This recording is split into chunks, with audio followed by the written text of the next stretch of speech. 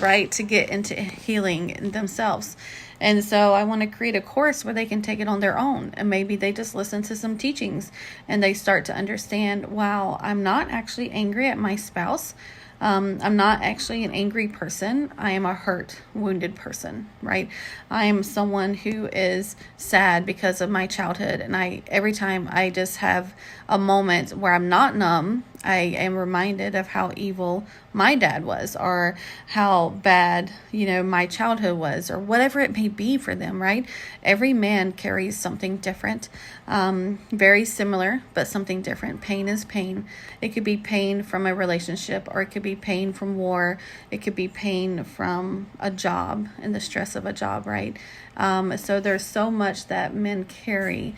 And I do want to just share that we have to make space to understand men. As women, we need to make space to understand men. And men, you need to make space to understand yourself, right? Understand that you are created as a 3-part being, whether you want to be or not. You have a body, obviously. You have a spirit, which comes from God. It says that in Samuel. And then it also says that you have a soul, which is your heart, your mind, will, and emotions.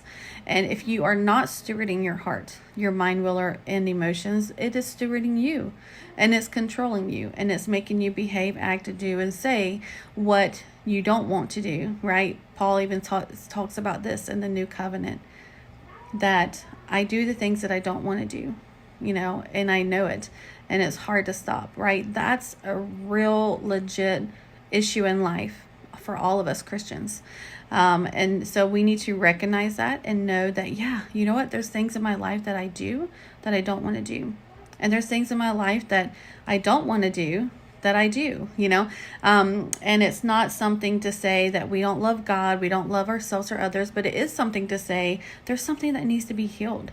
There is something that needs to be surrendered to the Spirit of God, and it's usually our mind, our thoughts, right? It's usually our emotions and feelings, and our will, which is righteousness, being surrendered, right?